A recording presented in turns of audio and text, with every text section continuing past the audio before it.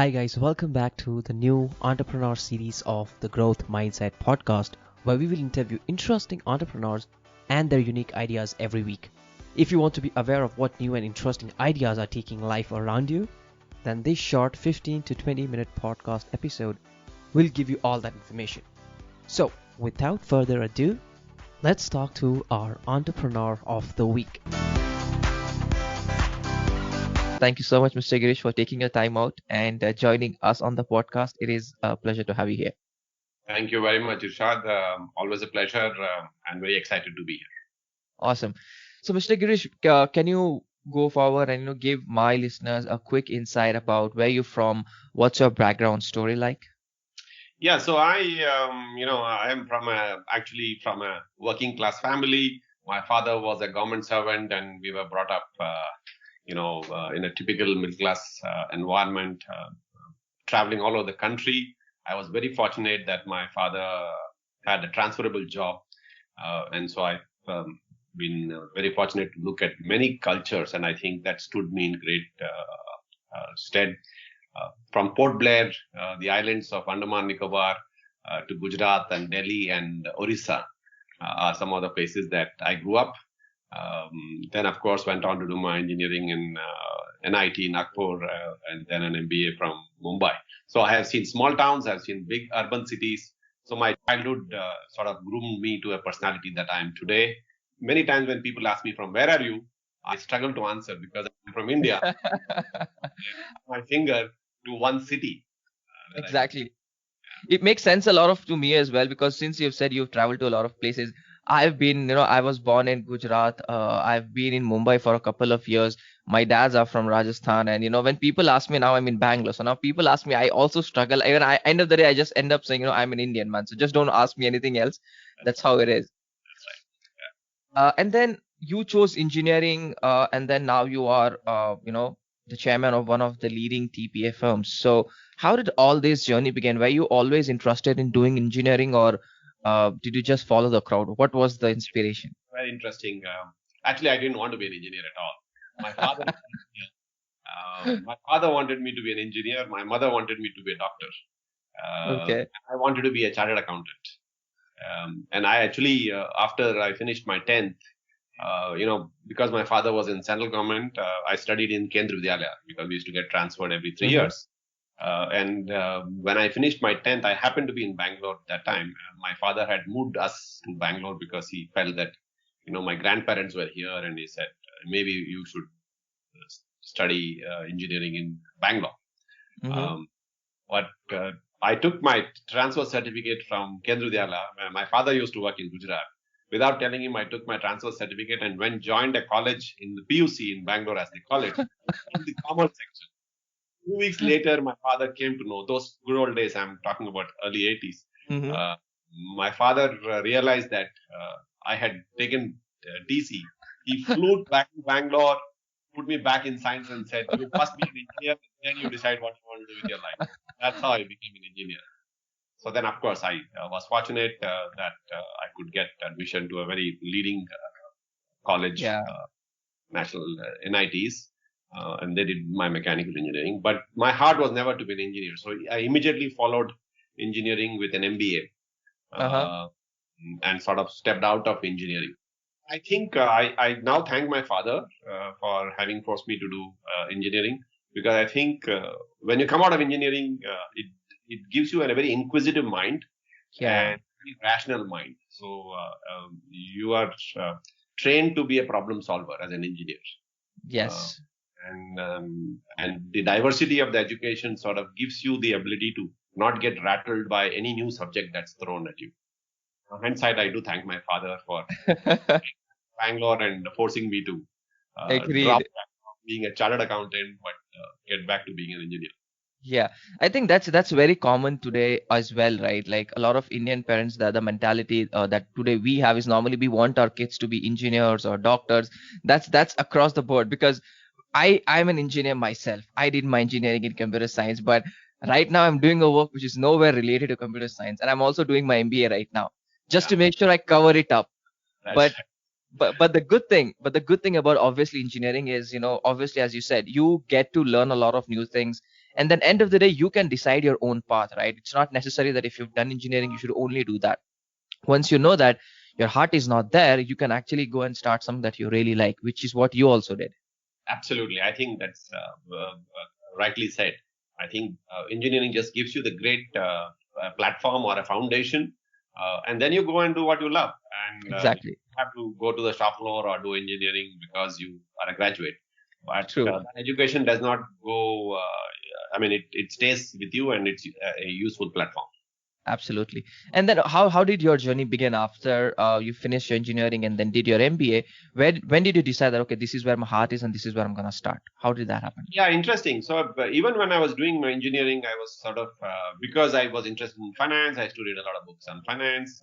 Even though engineering still was top of mind for me. And at that time, I started looking at setting up a small scale manufacturing facility and got interested into setting up something Hmm. small. But obviously, coming from a middle class family, neither the money nor the access to money Yeah. uh, was there. So it was just a pipe dream at that time. But after I finished my engineering and finished my MBA, I was fortunate. I joined as a management trainee in a very good company, Blue Star. Um, and luckily for me, I got access to the leadership right away. I became an EA to Hmm. executive assistant kind of role to one of the board members. And that opened my eyes, and it was a really good platform for me because it gave me a bird's eye view of how leadership looks at business, what they do, strategic choices that they make, and so that really helped me to get a good perspective of the 360 degrees of how a business is run from a Yeah. percentage. So that really set the foundation. Then obviously after that I went on to join, being a management graduate of marketing, I sort of went into pure brand management in consumer product company called TTK Group. And in the mid 90s, as luck would have it, the telecom revolution had just begun. So the light Hmm. for telecom had just started. The entrepreneur in me said, maybe this is a new thing that's happening. Let me jump into this. At the peak of my growth career in TTK Group, in fact, I still remember that I was the youngest leadership in TTK. 30 when I was made the general manager and made all India head for sales for the TTK group. And probably at that time it was a record. The next youngest person ever to make that grade was a 45-year-old, and I am Wow. 30. So it was a nice ceiling to break, but I was very restless and I wanted to sort of. So the career path was fixed for me in TDK. I could have retired there because I had established my credentials. I was flying high. But the Correct. restless mind that I had, I said, something new, something exciting, something startup. And so went and attended an interview for actually a brand manager's role in a startup. It used to be called Hutchison Telecom, now of course called Vodafone. Wow. Those I'm going back to mid 90s before the licenses were issued. Hutchison Max Yeah. Telecom. I went to interview for a job for brand manager, got selected as head of marketing, set that up Wow. from scratch. And I think that role sort of is my seed to be an entrepreneur because I was employed Hmm. in that company, and it was a very large operation. Over time it became a very large operation. So Yes. sort of started from scratch, applying for the license, winning a license, recruiting people from a hotel room in Mumbai. That was our first office, a hotel room in Mumbai, Okay. and then renting a 500 square feet of office space in Mumbai. And then, of course, Hmm. telecom is a very, very large. Yes. Last industry in itself. Yeah. So telecom startup sort of gave me the first perspective of how to build a business from scratch, and then have the courage and conviction to build a large business, and Hmm. have the gall to put a lot of money behind it. And it was an interesting phase of learning for me. And then, of course, unfortunately for me, my father had cancer, and so I had to step back and come back to Bangalore. My father by then had retired and Okay. had settled down in Bangalore. The license in Hutchison was only in Mumbai. So I Hmm. from Hutchison and came back to Bangalore and joined the TTK group back because they were still trying to, sort of fish me back. And I started their international operations for the TDK group and looked at how we could export products out of India. Okay. That was the second seed for me in terms of building something from scratch. Again, not a Yeah. entrepreneurial role, but very much an intrapreneurial role. As the journey there sort of cemented my entrepreneurial desire Yeah. because I used to travel a lot out of in the country, and this is mid 90s when still very few people really went out of. A lot of NRIs would tell me that my parents are at home, I need some help at home, and my friends in India, I mean, parents in India would say, "Oh, you're going to US. My son is there. Can you take some pickles for him?" And that at that time, the other big story that was happening around in Silicon Valley was this whole dimension of Amazon. This Oh.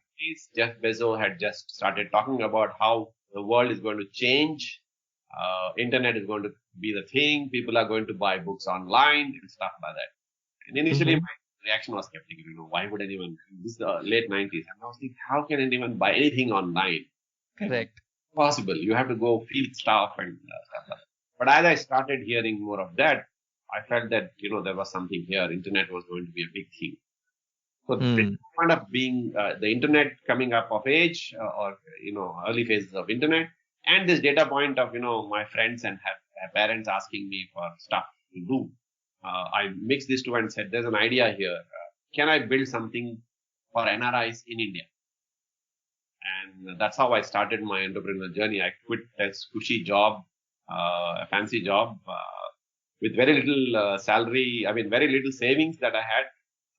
But I just took the plunge and I said, this is the time to do it. Luckily for me, I think the exposure to the US helped me understand that there was this concept of startup funds available. So there was a concept of venture fund and private equity as a concept, because at that time, India did not still have, this is Yeah. 90s, still very nascent, Correct. with thanks to my US endeavors. And that's how I took the plunge. Nice. 1999, early 2000 is when I quit my cushy job uh, and said, let me do something of my own. Interesting.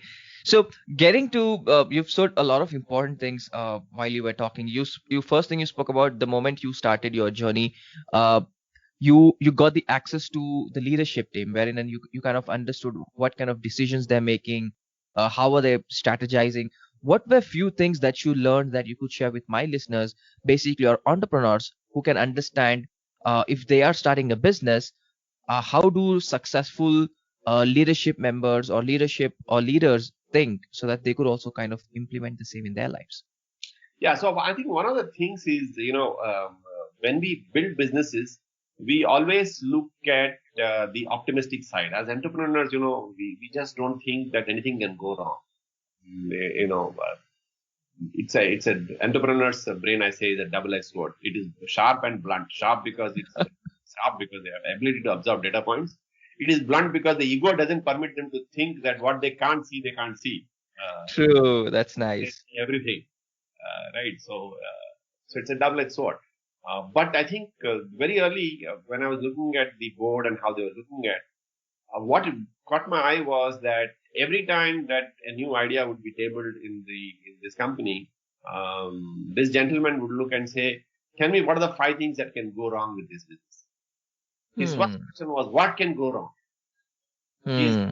was never about how much revenue, what are the big things, how much money will we make, and what. His issue was what can go wrong and how can we make sure that what goes wrong is limiting in terms of damage. What are the 5 things we can do to limit that damage? And Hmm. once convinced that the downside risks was limited and controlled, then he would ask us saying, okay, now tell me what the upsides are. Yeah. The downsides were very high and could not be mitigated. He would say, I'm not even interested in your upsides. Just don't bother. Hmm. And I think Interesting. interesting lesson for us, because as entrepreneurs we just look at the upside and think we have a great idea with the upside. We just don't know if the downside happens, how to handle the downside. Hmm. Okay. And in terms of your own company, right now you're a chairman of a company, Vidal TPA firm, right? Now can you help us explain what exactly is the difference between, let's say, an insurance industry and a TPA firm like yours? Yeah, so health insurance, basically an insurance company actually provides insurance, and by definition, that means it mitigates your financial risk technically. So Hmm. typically, if you are at risk for something now, for example, a car, you insure a car or you insure a house or you insure a building, the probability that something will happen to the building is very low. But when that event happens, the financial impact is very high. Hmm. So, if a large building worth 100 crores is, say, in a earthquake prone area, um, Correct. earthquake hits, if the building collapses, the owner of that building can lose 100 crores. Exactly. Probability that that event will happen may be very small. And so the insurance companies come with this mindset that if I have 10,000 buildings insured in various parts of the world, the probability that any one building will fall on a particular year is X percentage. So if you say it is Correct. 1%, so you do an actuarial calculation and say, okay, you pay me 10 lakh rupees or 15 lakh rupees to insure your building every year, but something happens, I'll pay you 100 crores. So it's a great deal. Exactly. Financial risk is moved from you personally to a insurance company who has the financial wherewithal to bear that risk if it happens. Correct. And that's the traditional model of an insurance company. So they basically, insurance company by design are there to provide financial protection to you if an event happens which puts tremendous financial pressure on you.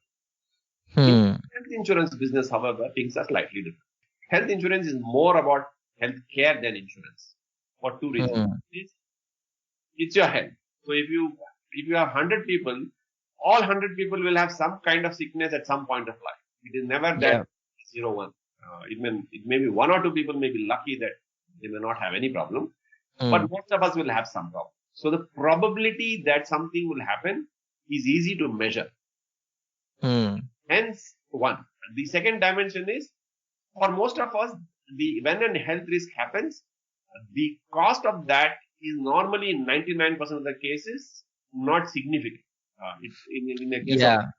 it will be few hundred rupees. In case of a hospitalization, it could be a 50,000 or a lakh of rupees. So for many working class, it is not significant, but there could be True. an risk that you could be hit by a medical bill which is 10 lakhs or 20 lakhs, which could be significant. So the insurance companies provide you financial cover. So you go and Hmm. cover yourself for 5 lakh rupees, saying that if I fall sick and I get hospitalized and my hospital bill is 5 lakhs, God forbid, there is an insurance company that will provide me that financial cover. And for that, I pay a premium of maybe 2,000 rupees every year or 3,000 rupees every year, depending on the age profile that each of us are. So it's a Correct. small premium that you pay, but you're covered for a financial risk. So that's the role of an insurance.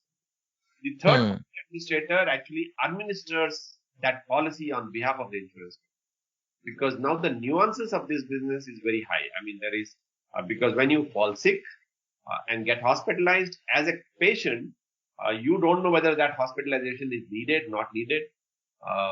So somebody has to look at it and be able to help you understand how that process is going to happen, and then also Hmm. evaluate whether that care is required. Because in this case, unlike a building collapsing because of an earthquake, which is something that is easily seen and verified, Correct. a healthcare event is very complex. Hmm. You fall sick and you have a chest pain, you go to hospital, and doctor says you need a surgery. We do not have the wherewithal to evaluate rationally whether that event is required or not required. So a third party administrator sort of comes into play there, because they have the necessary skills as a company to understand the healthcare event and take a objective view, saying, yeah, this person will need the care, and hence the insurance company will pay for that care. Uh, Okay. and because we are a third party, as the name sounds, whether we pay the bill or we don't pay the bill, we don't gain anything, we don't lose anything. A Hmm. hospital gains by admitting a patient and doing an activity on the patient. An Correct. insurance company loses if the claim is paid, because that money is paid out of them. And Exactly. a third party genuinely is independent of both.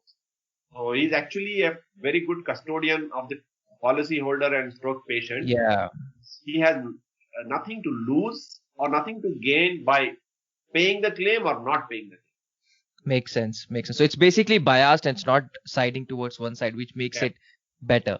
That's right. And it brings transparency to both sides, both the insurer and the patient policyholder. It brings tremendous transparency and competency, because an insurer does many things. He provides fire insurance, he provides car insurance, he provides health insurance, he provides director liability. So he's not a specialist. Party administrator is a healthcare specialist. His only Exactly. work is healthcare. So we have deep domain skills on healthcare. I mean, I keep joking that we have more MBBS doctors employed in our company than most hospitals.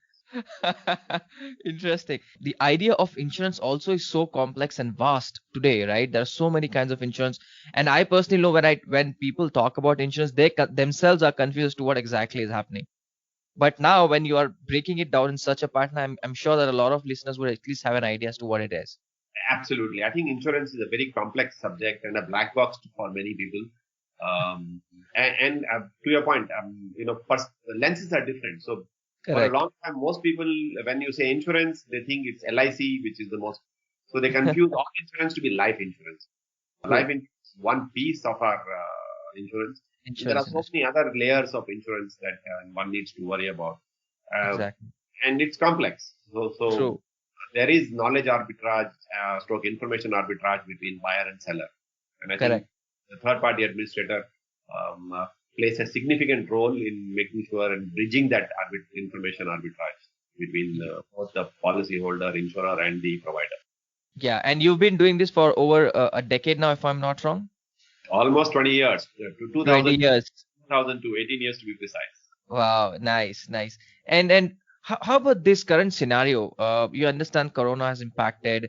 Now, how is this impacting the entire industry, the insurance company? Do you think there is more surge in claims, or how is it happening? What's happening at that end? I think Corona has one thing that Corona has done is opened the eyes of people across the pop strata. A lot of people, I keep saying this also, that unfortunately across the world, and nothing to do with India, across the Hmm. world, wellness is nobody's problem. Everybody, when we are all well, we don't care about Hmm. us. We don't care about our body, Yeah, care about ourselves. But when we are sick, it's everybody's problem. Everybody and true. his neighbor wants to come and wish you well and get well soon, and flowers come and get, calls come and stuff like that. All of us believe that, somebody else felt sick, it will never happen to me. Peace syndrome means that you don't think there is a financial risk if you fall. Hmm. So I would rather go and spend 1,000 rupees on a night with friends and have beer than pay 2,000 rupees for a year full of insurance, because I don't think it'll ever happen to me. Yeah. But the virus has opened that box, and people Hmm. tie to the fact that you can be hit by a sickness and you can be hit by a bill that you are unprepared to deal with, and so that's opened the box significantly from an insurance perspective. So we're seeing significant surge among the large population across the country in terms of insurance policy on one side. On Okay. the other side, of course, there has been a surge of COVID cases, and I think insurance companies have done a very good job of stepping up and saying, provide the cover. Even though when the policy might have issued, none of us would have thought about concept of a COVID as an issue, Yes. and that this large number of people may fall sick. We would have never budgeted this kind of numbers. But True. the companies have stepped in, the regulator has stepped in and said that this is an once in a lifetime event, and so let's provide and make sure that all COVID patients are provided financial protection. So I think Correct. the industry at large, generally across the board, has done very well, and we've seen significant cases. In fact, as of now, we see at least 5 to 6% of the total cases that we get on a daily basis are COVID cases. Oh. Um, And it's nice to know, when somebody has got your back and then you're able to do and not basically spend out of your pocket, because now when somebody is getting admitted for, let's say, Corona, every single day you gotta spend in thousands. Each and every single day is gonna drill a hole in your pocket, which wherein if a insurance company comes forward and says, okay, we've got you covered, that kind of takes that huge burden off the employees or the people in general. Absolutely, absolutely. I think Corona has sort of opened that issue of that the bill can be significant because we assume healthcare, is won't will never fall sick. Even if we fall sick, maybe a pharmacy can help us get some drugs off the shelf and we Correct. 100 rupees. Corona has sort of indicated that the bill can run into lakhs because if you're impacted badly, you could be in ICU for 10, 12 days. We're seeing many patients who are in the ICU for 10, 12 days, and hospitals are doing everything to make sure that they come out. And so at the end of that, the bill could be significant. True, true. Moving on to the insurance part to your own personal life. I've also heard that you're a fan of Steve Jobs' work and how he used to operate. So tell us about that. What style of his appeals to you the most in leadership? I think, one great guy who introduced this concept of, taking the boring to a new level, because still Steve Jobs came on the table. Uh, Technology was a boring thing. It was very engineering and very, Mm-hmm. B2B kind of product. Steve Jobs brought excitement to that space, and his ability to look at style from a very different lens, I think, is one dimension I admire because he was able to take the concept of how luxury makers look at styling and bring Hmm. a product which was till then considered a very business to business kind of structure to straddle and look at a very different industry and bring those ideas into another industry. I think he was the one of the first of his kind. I think that's one great thing that I admire about Steve Jobs. The Okay. second, I think, is his passion. I don't know how many of our listeners will know this, but Steve Jobs' wealth really was never created by Apple. It came out of another entity because when Steve Jobs was thrown out of Apple the first time around, uh, Mm-hmm. uh, and like many entrepreneurs, he was also very arrogant. So he said, Yeah. Apple is going to be dead and sold all his shares. So he sold all his shares and went and set up Pixar, Yes. and successfully sold Pixar and made all his money in Pixar. When he came back to Apple, when the Apple guys called him back, he really owned nothing in Apple. He had very little shares in Apple. Has built Apple to be one of the most valuable companies in the world. And I think that's True. a long way. He was not after wealth. When he built Apple because he believed in Apple. He built something exciting. It was not for the money. Building the most valuable enterprise in the world with no stake in it, hardly any stake. Exactly.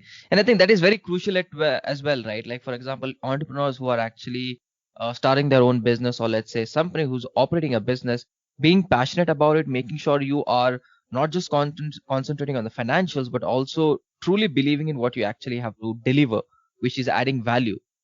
Absolutely.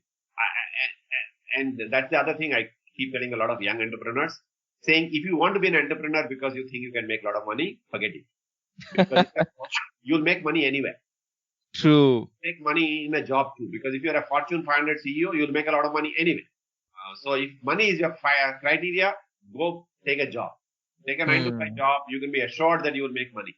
An entrepreneur's journey is no guarantee to making money. In fact, the only way that an entrepreneur stays alive is his passion. Because the Correct. journey can be a long journey. I remember the Infosys founders saying that Infosys was built overnight. It took us just 10 years.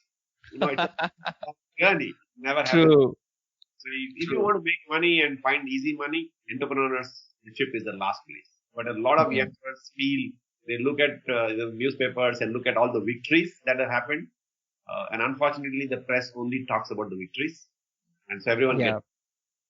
True. True. Nobody's seeing the failures that people have gone through the years over and over again, and they just see the overnight success that they've seen. 90% of the startups fail. This is a Yes. jargon everyone can hear, right? When you start, you don't think you will ever fail. True. So entrepreneurship is not about the money; it's about the passion. Interesting. Perfect. So I understand that we're coming to the end of the interview, but there are two questions, Mr. Girish, that I want to ask you. The first one being, do you read books? Awesome, a lot of them. Okay, which is, if I had to ask you, let's say, to recommend one or two books, self-help books that could help my listeners, basically entrepreneurs, to build a successful business, what those two books can be. Two books that come to mind is one is Design Thinking. I forget the author. It's a Stanford idea founder. Hmm. Very nicely written book. And of course, the Blue Ocean Strategy. Blue Ocean Strategy. Yeah, perfect. Interesting books that I think are very useful for entrepreneurs. Interesting. Perspective. Okay, perfect. And one last question before I let you go, Mr. Girish. You understand the idea of the growth mindset, right? The growth mindset is where you are learning on a daily basis, growing, and you are always open to learning more and more to make sure, you become a better version of yourself. So, let's say you have to give two practical advice now to everybody out there to develop this growth mindset. Do you think what habits or what should they be doing to make that they have this kind of mindset when they're learning and growing every single day? So I think one is, is to make sure that your peripheral vision is very strong, because Hmm. when you're building something, you can be extremely focused and narrow, Hmm. miss the peripheral side. In a growth mindset, it's very important to, as you deep dive, you still have a peripheral vision and keep the ideas, because you do not know what comes your way on the side. So, In fact, most innovations, if you look at some of the most beautiful innovations in the world, are default innovations. They were yes. experimenting with something else, and they chanced upon a new discovery. And so those new discoveries are basically because the inventor had that peripheral vision, Hmm. able to sort of say, "Hey, this is something I've not seen, so let me look at it and not get so focused on only one particular direction." So I think Interesting. peripheral vision is a very important dimension of growth mindset.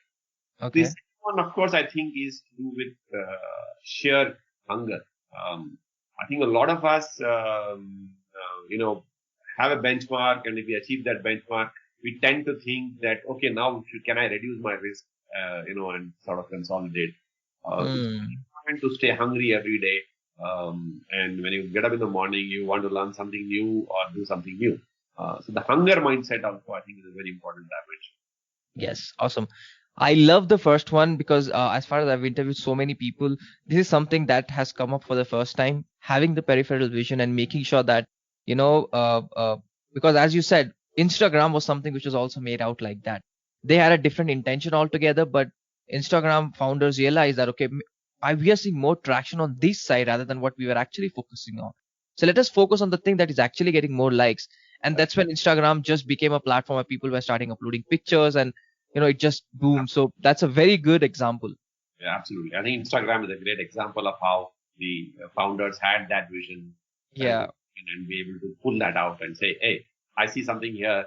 That's what exactly. and what's right, what I'm trying to drive." Exactly. So awesome, Mr. Girish. Thank you so much for taking your time out and joining us on the Growth Mindset podcast. It was a pleasure having you. Absolutely a pleasure, Rishad. Wonderful talking to you. This brings us to the end of this episode and hope you at least had one takeaway from this interview.